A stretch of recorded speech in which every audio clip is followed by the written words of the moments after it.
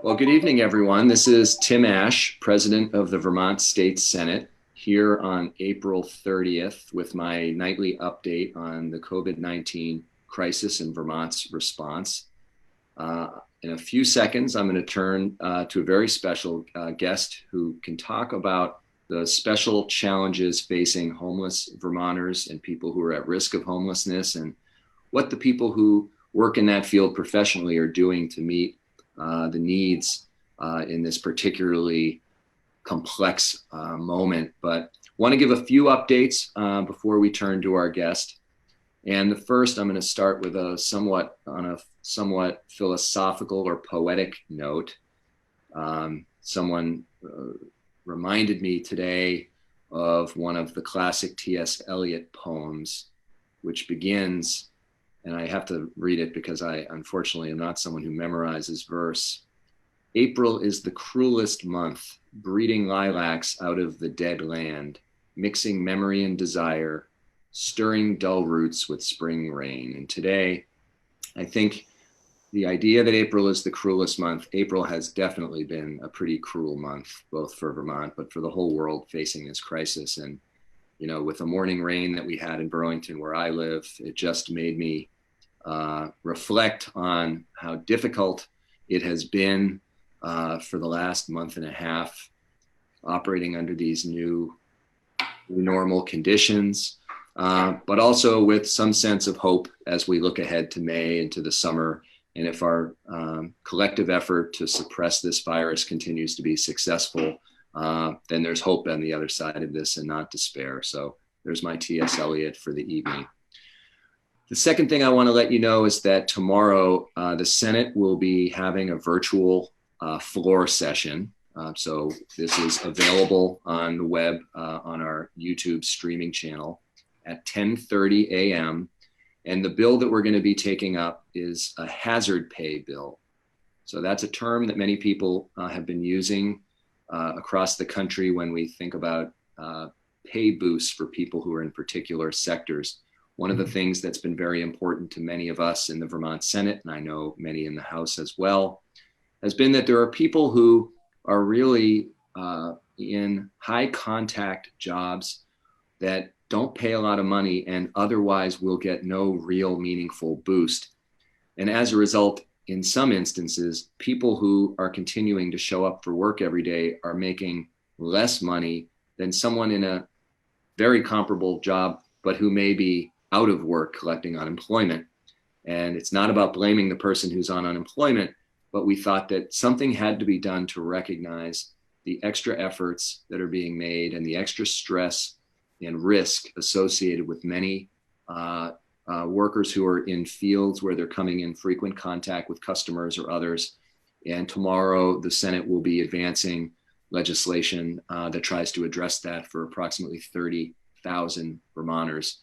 In some ways, what it is a recognition that for many employees who have no one else bargaining for them to help get an economic reward for the particular risks that they've taken on these last 6 weeks, that we're operating under the assumption that the legislature is going to have to be the person stepping up and effectively bargaining on their behalf. So that's at 10:30. I hope you'll check that out. And then at 2:30 tomorrow, also on the legislature's YouTube channel, which I'll add the links underneath this after we're done tonight, Mark Levine, the Commissioner of Health, will be speaking to the entire Senate in a slightly more informal setting about the new initiative around expanded testing for COVID-19 and contact tracing. These are both critical elements of our path out of the current restrictions and stay-at-home order. And so that promises to be an interesting discussion, and anyone who wishes to watch in real time is welcome to do that. And as I say, I'll provide that link so that people can easily find it for 2:30 tomorrow. Now we can turn to our guest tonight, and I want to introduce Rhianna Kendrick from Groundworks Collaborative down in Brattleboro. Good evening. Hi, Tim. Thanks.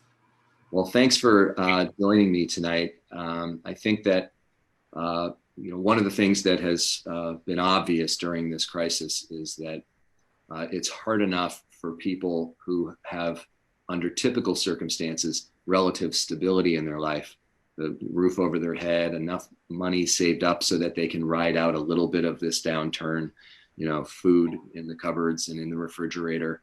And I think there is a general recognition that for people who cannot say that they have those elements of security, that this is a particularly difficult time.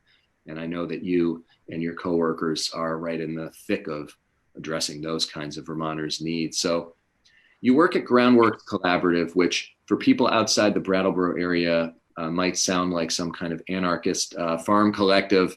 But why don't you tell us a little bit just about what Groundworks Collaborative is about and what your particular workplace is like there in normal times, and then we'll talk about what it's been like under COVID-19. Yeah, absolutely. Normal being such a relative term. So Groundworks is the agency, or a nonprofit agency in the greater Brattleboro area that supports folks with food, shelter, and supportive services. And so through things like a food shelf, through an emergency shelter, through a winter warming shelter, we have case managers who provide support to folks in the community to do things like obtain housing, to make sure that they can successfully maintain housing, finding employment and working on income. We have a representative payee program where we help folks who receive Social Security funds manage those funds successfully. So all sorts of services along the gamut that are aimed at supporting people in sustaining, particularly focused on housing. So in my neck of the woods, would COTS be a comparable organization? Yes. Okay. Yeah, very similar to a lot of the work that COTS is doing. And Brattleboro being effectively in a 3-state sort of corner, you got near neighbors with Massachusetts and New Hampshire. Generally speaking, are predominantly Vermonters being served? Is it a little bit of a mix? What is the typical group of individuals you work with? We get that question a lot, especially in terms of homeless populations and who do you serve and where do folks come from. And I would say predominantly in our shelter programs, the folks that we see are folks from the Brattleboro area and from beyond that, from the Vermont area, with some folks who move around a bit. And then through our food shelf, we certainly serve kind of a broader cross-section of folks. And so it's not unusual to see someone who kind of pops in from a surrounding area where there may not be a food shelf that's up and running. So largely Vermonters, and then a little bit of spillover when people's lives happen to lead them, across a state line, which when you're meeting your basic needs is a artificial line ultimately. Yep. Yeah. State boundaries don't matter when you don't have housing or food. For sure. Well, so you've already got a normally stressful job because you're dealing with people often who are in either some level of crisis or certainly a heightened level of need. And that, can you say a little bit about when things started to change as it relates to COVID-19? What were the early warning signs, if you will, that something additional was being layered onto the normal stresses facing people that you serve? Sure. I think we kind of watched, and our leadership team talked a lot about what things were looking like in the broader sense all around us without having a lot of context for what it meant in Brattleboro and in Vermont. And it's particularly memorable because we had a conversation on March 12th, which would have been a Thursday morning. Our leadership team meets and we talked about what are the changes, what are the things that we need to put in place, and still felt largely like things were happening and things were changing, but it hadn't impacted us as directly. And by the end of that day, we found out that we had providers who had been on site who had been exposed while they had been traveling the week prior. And so we went from kind of watching and prepping a bit to full crisis response mode, where we were really looking at who was impacted and what were the changes that we needed to make. And then that following weekend was when we received guidance through the state that we could start moving folks who were deemed hyper vulnerable. So over the age of 60 or with underlying medical conditions, kind of from our shelter locations into motel rooms. And so that first weekend spent time doing that. And I feel like, that first weekend kind of kicked off all of the things that began next in terms of where we were housing folks and how we were housing folks and and we haven't stopped since. I bet. So on that Thursday, and the dates, I'm normally pretty bad with dates, but I know that Friday the 13th was the day we voted to close the State House, both for our own work and visitation and all that. So on the 12th, you found out that some of your coworkers may have been exposed to people who were positive tests. Yeah, positive, yeah. Did that mean that they were immediately taken out of commission in terms of being part of the team, at least in those first days? Yeah, so there was a couple of folks who immediately self-quarantined, and then, of course, in the realm of monitoring symptoms for everyone else. And certainly when we moved to restrict visitors to our program and kind of limit contact, that was really when that kind of began for us. And what was it like I know that weekend when you tried starting to move people over out of shelter spaces into motel beds, the schools had not yet closed down. That was a few days away. Childcare facilities had not closed down. That was still a little bit away. Restaurants and bars still open. Yep. So, how did that feel when you were being directed very quickly to shift the whole operation, at least in terms of housing people, when around you, things were still, people were stressed and there was some anxiety about what might happen next, but generally speaking, people were still out, going to the grocery store. There was no rush on toilet paper at that point. All the things we've come to expect in recent weeks. Life was still relatively normal, at least the way people were living it. Did it have any sense that you were almost like in a parallel universe? It did. And through a lot of this, it really has continued to. I mean, we moved the folks that were what we would consider most vulnerable without having a plan of what we were doing. And so we had staff supporting moving folks to motels at 10 o'clock at night on Saturday and had to figure out how we were feeding those folks for 8 o'clock in the morning on Sunday. And so it was just a bizarre sense of the challenges that we were facing and what was going to come next. And even the following Saturday was when we closed our warming shelter and moved 19 folks to a local motel. And even that day, it was beautiful and sunny, and folks were outside playing Frisbee together. And so to go from that to, by the end of the evening, having everyone moved into motel rooms was such a drastic change. And I say that as a staff member, organizing and working through those steps and can't even begin to sort of fathom the impact on the folks that we were moving and how that felt, which I think was really scary in a lot of ways. Have people who've been moved into motels, I assume they're still there. We're 6 weeks later. Sure. Have some come and gone? Are most of the folks that you moved into motel settings still in the same room that they've been in? And what's it been like? I mean, typically I'm imagining that you offer additional services. It's not just a clean and safe place to spend the night. It's additional services. Yeah. So say a little bit about whether people have been in and out or they've just been hunkered down and what it's been like to try to meet their broader needs. Sure. So we, as I said, we had just under 10 people that first weekend, 19 folks the second weekend. At this point, we have a little over 100 hotel rooms where folks are staying in the community. So we have the bulk of folks kind of across 3 motel rooms. We certainly have seen some folks come and go. We've continued to house folks with landlords in the community, particularly through our local housing trust. And have seen a lot of new people come in, not unfamiliar folks to us, but folks that might have been in precarious housing situations who, as things have become more challenging and people are trying to distance appropriately, there's certainly been an increase in folks needing housing. We also see some folks that are housed from a nearby district with us because there isn't motel capacity there. And so those numbers grew very quickly. We staff at one of the hotels 24/7, and so staff there are providing 3 meals a day and continuing to connect with folks and collect information and working on planning for what happens when folks are no longer in motels.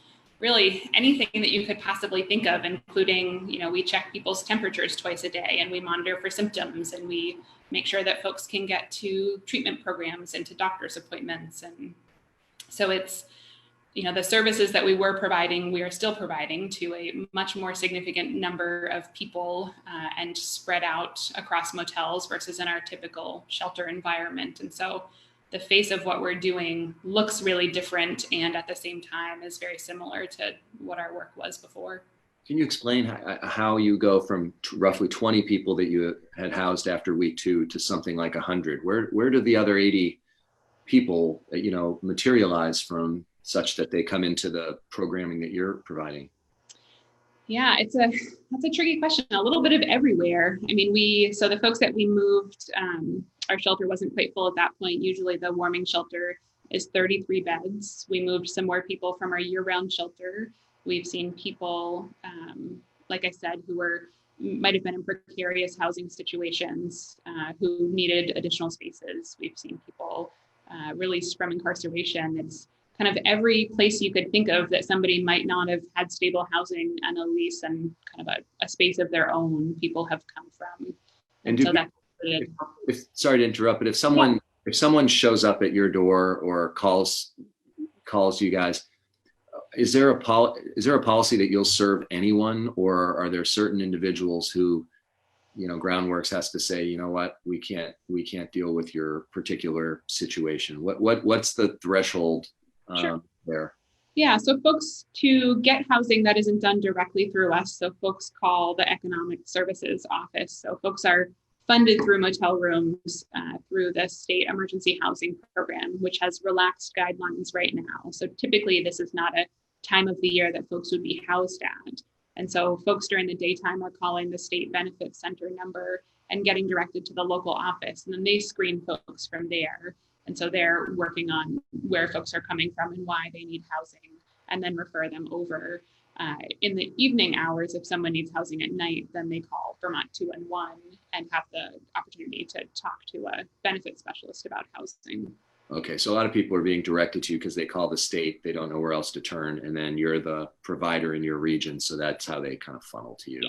Yeah. So, sometimes, we've had the motel program has been in the news over the years and has been modified 100 times in 10 years. I mean, it's kind of a never-ending policy journey with the motel program. Obviously, this is a different moment.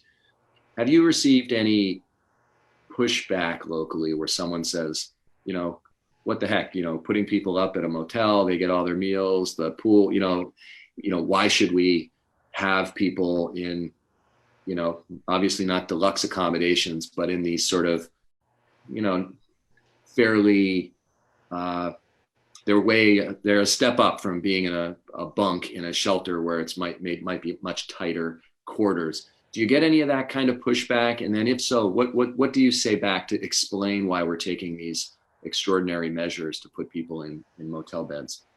Sure.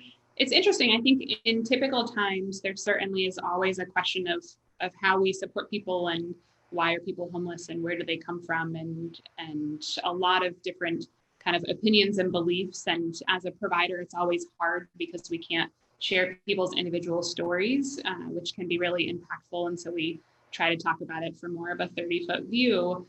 I think we haven't heard a lot of that more recently. And in fact, I think it's kind of the opposite direction where, we don't have, this is a time of year where we typically see people start camping in our community, which has become a growing issue over the last few years. And we don't see that this year, which I think is really noticeable to folks. And I think instead, the frame that I've heard most frequently is that really people's housing needs are met. And while hotels are not permanent housing and they're not the solution, the fact that we have every single person in our community who otherwise was struggling with homelessness indoors and cared for, I think is really significant. And I think really speaks volumes to the fact that we know that homelessness is a challenge that can be solved and through a number of solutions. And although I am one of those people that would agree the motel program is not necessarily the ideal to ending homelessness, it is part of the solution. So across the housing continuum, it is one of the things that can help to get people indoors, supported by case managers, and then working on what the next steps for housing look like. Well, I suspect that many people who might otherwise be critical or skeptical of the value proposition of putting people up in motels right now in light of Vermonters' general adherence to the stay-at-home order and a belief in the science and the need to pitch in on the public health front, probably recognize that from a public health point of view, it's safer both for the people who are in the motel, but everybody else, that they're in a safe place with some isolation and not commingling in the way that people who have nowhere else to go often do just for comfort and companionship. So that's good. I know that there is some discussion at the state level, and presumably Groundworks and other partner organizations around the state are trying to figure out how we use this moment to better understand how to successfully continue to house the 100 people in the Brattleboro area, and then the hundreds more all throughout the state. I believe there's about 1,600 throughout the state right now who are in a similar position, and wanting to make sure that while the reason they're housed is obviously not good, that we maybe find something positive to transition out of this with. So, we'll all cross our fingers and hope that our best efforts, produce that kind of value. How is the staff? You mentioned that some people right out of the gates were taken out of commission from the workforce because they might have been exposed. How has staffing been affected, if at all, since then in the last 6 weeks? Anybody who's tested positive, anyone who's been in contact and so had to be removed from their shifts? How's that gone? Sure. We certainly have had some impact to staffing.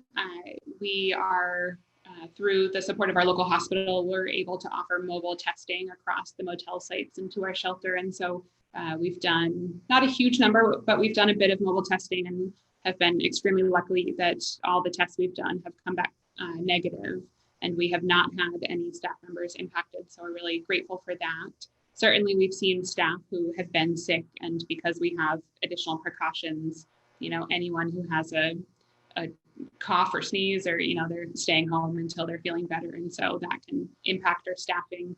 And we've drastically expanded the services, the number of people that we're offering services to, and so we've continued to add new staff people, and we'll continue to do that to make sure that we're serving everyone. How have community members played a role as you've dealt with the extra level of effort and the stress and the need for resources?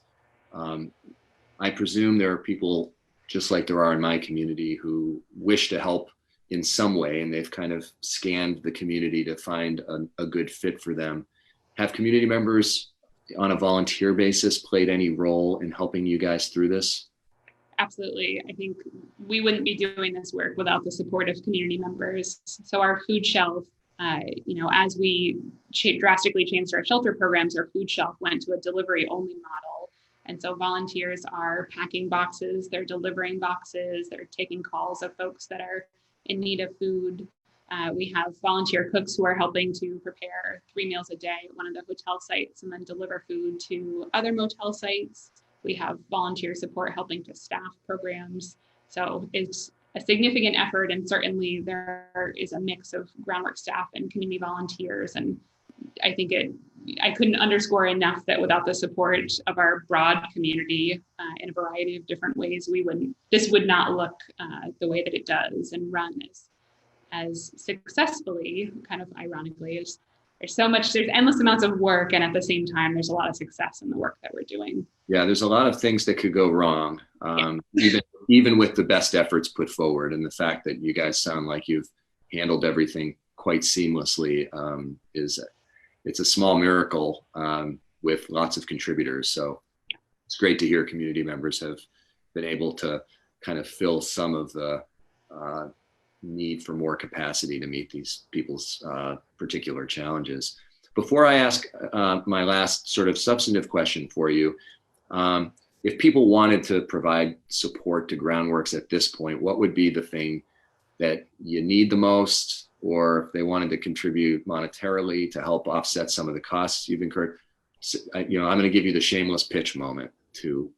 It's shameless pitch. I mean, definitely continued volunteer support and certainly financial support as this work continues. I think we're feeling like we have our needs.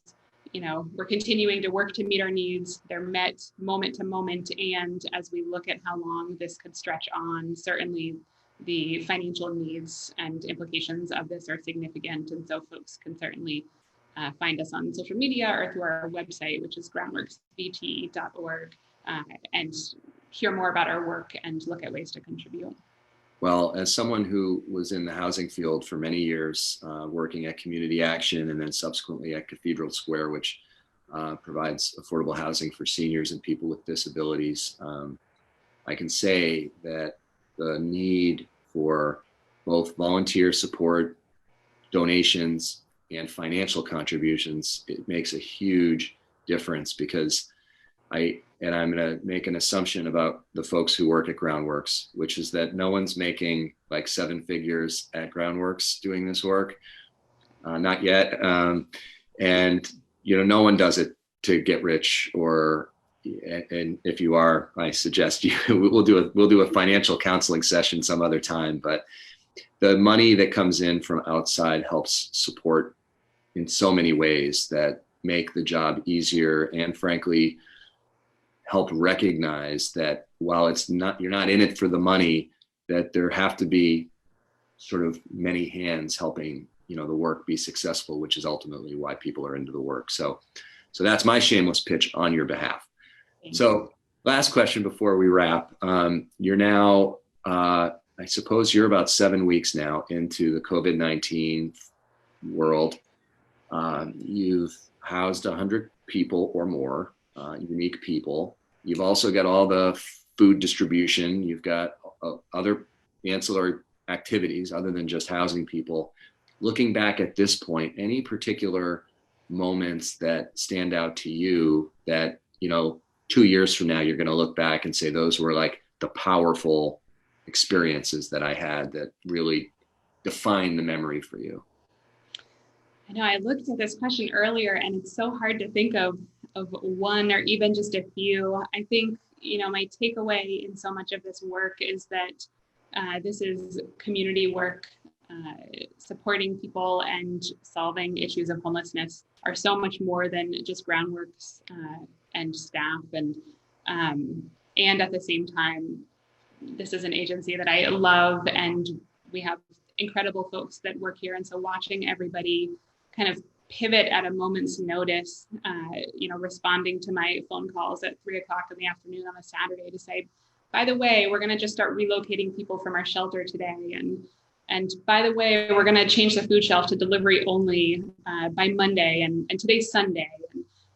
Seeing the work that can happen, and to see our community members come together when we said, and we need a homeless response team, and we need to start making plans for this. I think it's really the entire picture of how the work has pivoted and how people are supported, and the fact that, this is the weekend that we traditionally close our warming shelter and hand out tents, which is always such a bittersweet moment of, those 6 months in the winter are challenging and can end up in a lot of sleepless nights for everyone. And yet the fact that we're not sending people out to camp outdoors, and that this could lend us as a community and as a state to really look at how we deliver services, and, the irony of, in the midst of a global pandemic, that we could start to really implement solutions that could impact people's individual lives and collectively all of our communities is just not lost on me in any of this. So.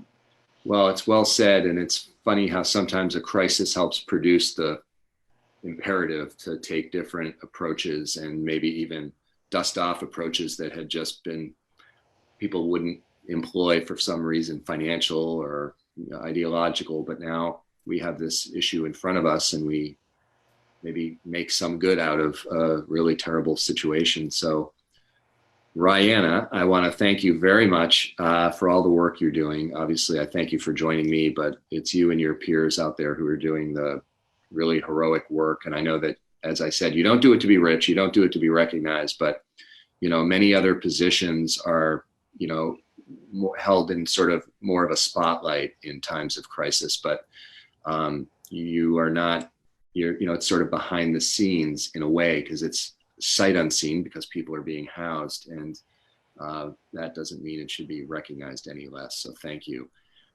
Before we wrap for the night, I just want to again encourage people to support Groundworks, even if you don't live in Windham County. That doesn't mean that they couldn't benefit from your generosity.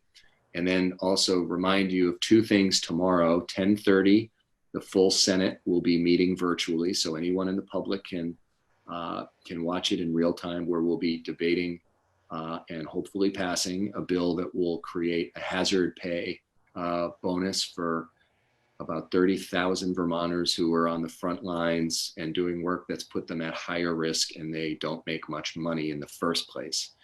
And then second, at 2:30 tomorrow, there's going to be a full Senate discussion of a more informal nature with the Commissioner of Health, Mark Levine, to talk about contact tracing and increased testing throughout Vermont as we ease into the new, as we ease the economic world back into normal, even if it's on a slow basis. So hope you'll consider checking out both of those and watch your government at work. Other than that, I will close by encouraging you to continue to follow the public health orders of our Department of Health, because the best thing you can do to support Rhianna and her coworkers and all the medical professionals is to do what the Commissioner of Health is saying, frankly. So good night, and I hope you continue to stay safe.